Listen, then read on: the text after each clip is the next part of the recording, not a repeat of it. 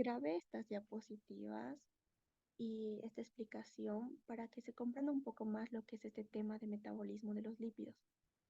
Entonces comenzamos con lo que es la digestión de los lípidos. La grasa en la boca no va a ocurrir nada. ¿A qué me refiero con esto? Que no va a existir una acción enzimática sobre las grasas. Solo se va a realizar lo que es la trituración mecánica de la grasa por los dientes. Entonces la grasa va a pasar al estómago y en el estómago vamos a tener lo que es la enzima lipasa gástrica. Esta lipasa gástrica es una tributirasa. ¿A qué me refiero con esto? Hidroliza los ésteres, es decir, rompe a la tributirina. La tributirina es la grasa de la mantequilla. Entonces, esta grasa va a pasar a lo que es el intestino delgado y se estimula la mucosa del duodeno. Esto va a hacer que se produzcan unas sustancias que a su vez van a estimular la secreción del páncreas y la secreción del hígado. El hígado va a formar va a secretar la bilis y la bilis va a estar formada esto no lo puse en la diapositiva, pero es muy importante, va a estar formada por ácidos biliares, bilirrubina y colesterol. Una forma de acordarme era la BBC. Ácidos biliares, bilirrubina y colesterol. Y el páncreas, la lipasa pancreática, como dijimos. Esto va a hacer que la grasa se convierta en moléculas de grasa más pequeñas.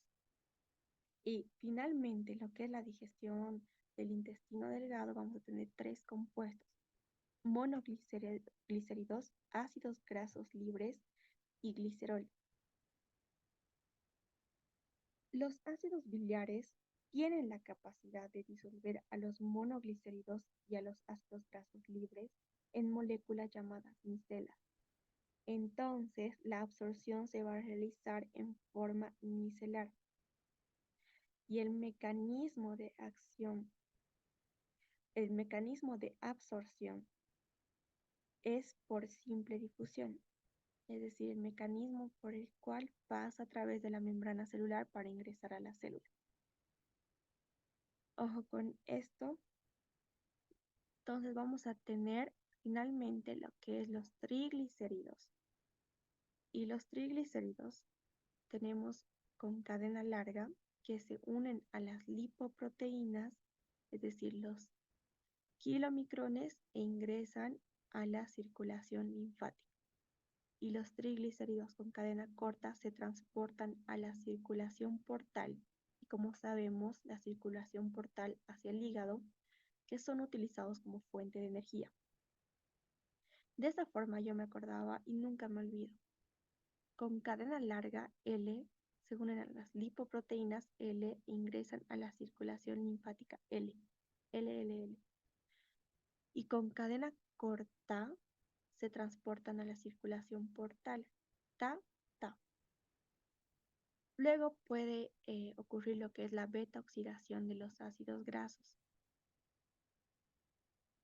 Para el primer paso de la beta oxidación de los ácidos grasos es la activación de estos mismos. Y para la activación de estos mismos se emplea lo que es la enzima tiosinasa y dos moléculas de ATP.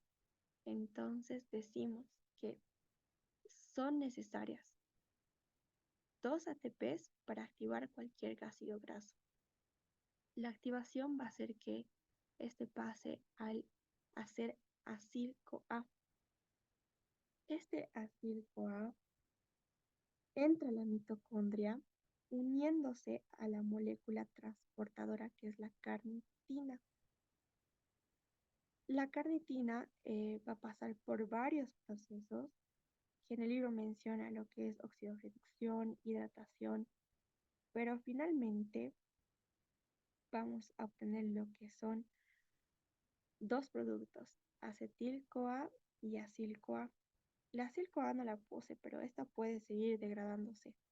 Lo importante es que el acetil-CoA puede entrar al ciclo de Krebs con el empleo de dos ATPs una vuelta o a la síntesis de los triglicéridos, fosfolípidos, colesterol o cuerpos cetónicos.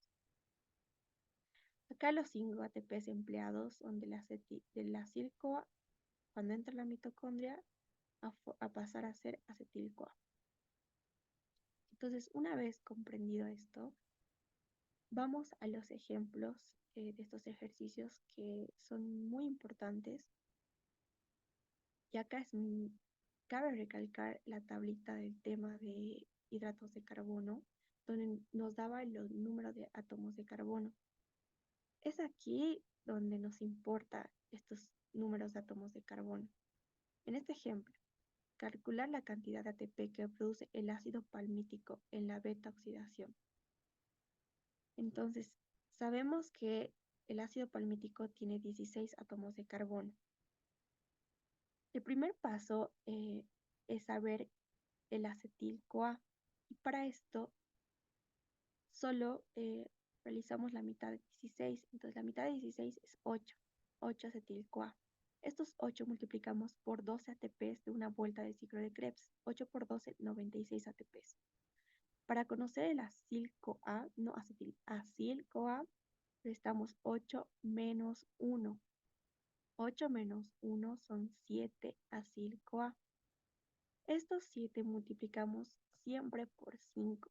7 por 5 ATPs nos da 35 ATPs. Ahora, ¿de dónde llegan estos 5? Hay que recordar que en el tema metabolismo de hidratos de carbono, vimos que en la cadena respiratoria, por cada NAT, estos H significan reducidos. ¿Está bien? Por cada NAT se generan 3 ATPs y por cada FAT se genera 2 ATPs. Entonces, la suma de estos dos son 5 ATPs, que son los mismos que están que ocurren en la mitocondria, ¿no? Entonces, teníamos que los 96 ATPs del acetil-CoA sumamos más 35 ATPs del acil-CoA. 96 más 35 son 131 ATPs. Pero el resultado no es ese. Hay que restar los 2 ATPs que son utilizados para activar el ácido graso. Estos mismos 2 ATPs que dijimos que son utilizados o empleados para la activación de cualquier ácido graso. Entonces 131 menos 2 ATPs, tenemos 129 ATPs. Y finalmente este es el resultado de lo que es la beta oxidación. Lo pasamos a lo que es la cetogénesis. La cetogénesis es un proceso metabólico en el que se producen los cuerpos cetónicos por el catabolismo de los ácidos grasos, es decir, por la degradación. Catabolismo es degradación y anabolismo es formación. Como dato, ¿no? ¿Cuándo ocurre la cetogénesis? Ocurre cuando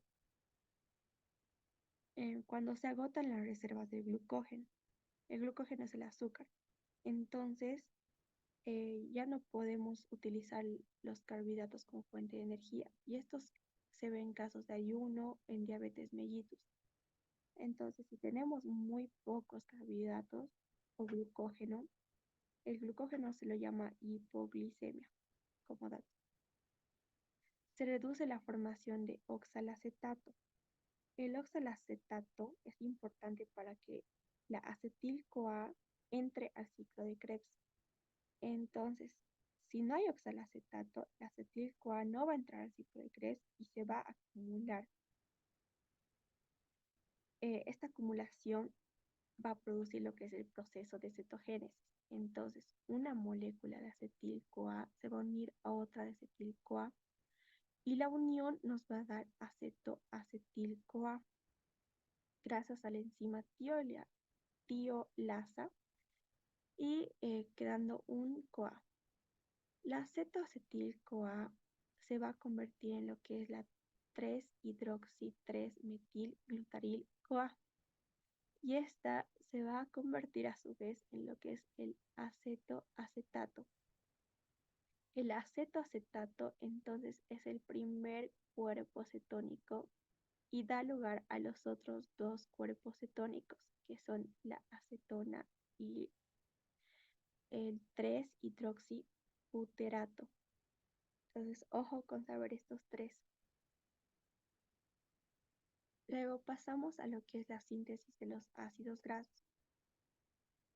En forma resumida y importante, tenemos que la acetil-CoA es la fuente de átomos de carbono que se usa para la síntesis de ácidos grasos. Entonces empieza todo con acetil-CoA, ¿no? Primero se tiene que transformar en malonil-CoA por la coenzima biotina.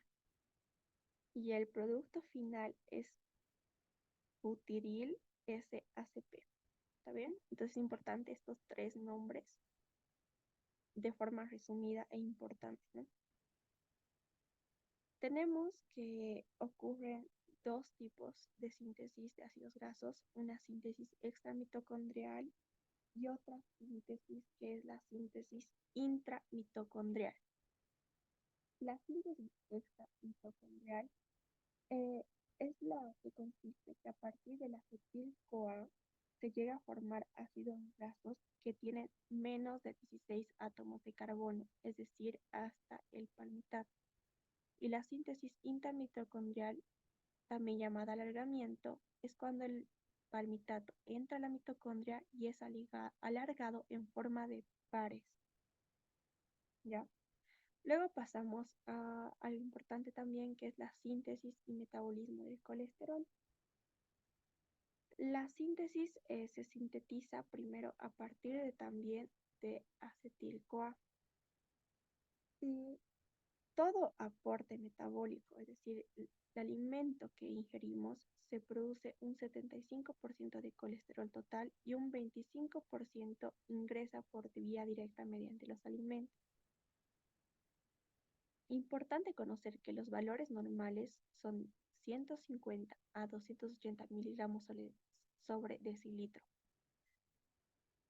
Ahora, cuando los valores bajan mucho, se produce lo que es el hipotiroidismo, o se lo ve en el hipotiroidismo. Cuando los valores están disminuidos, acá es aumentados, ¿no? Y cuando los valores están disminuidos, hipertiroidismo. Si se dan cuenta, es al revés, ¿no? Más hipo, menos hiper. Una forma de acordarse también. Eh, También como dato importante, como dato para reconocer, es que se sintetiza en el hígado y en la corteza adrenal. Lean también lo que es en el libro las funciones del colesterol, que es muy importante, ¿no? Para toda su carrera, siempre, en todo, siempre nos van a preguntar ese tema. O las funciones del colesterol. Pasamos a lo que es las prostaglandinas. Existen 4 tipos de prostaglandinas, también es muy importante que lo conozcan, el A, B, E y F. Ya, y tenemos que saber el efecto fisiológico y bioquímico, es decir, las funciones. Uno, la estimulación de la contracción del estímulo liso, o sea, del músculo liso, la contracción del músculo. Un aumento de la motilidad intestinal, la contracción uterina, movilización de ácidos grasos y tiene una acción vasodilatadora en las inflamaciones. También interviene en el proceso de coagulación, que son las principales prostaglandinas, son dos, el tromboxano A2 y la prostaciclina. El tromboxano A2 es la que estimula la agregación de las plaquetas en el lugar donde se ocurrió la lesión del endotelio. Y la prostaciclina, estas también actúan en las paredes endoteliales, pero son inhibidores de la agregación plaquetaria. Igual siempre hay que conocer estos dos por conocimiento, porque nos van a preguntar también en otras materias. Y recomendarles que lean un poco de lo que es la teoría, que es en mi libro, que es obesidad, carácter sedentario, obesidad exógena, endógena, y los trastornos del metabolismo de los lípidos, que también son conceptos importantes. Y gracias, muchas gracias por ver este videíto. Un saludo.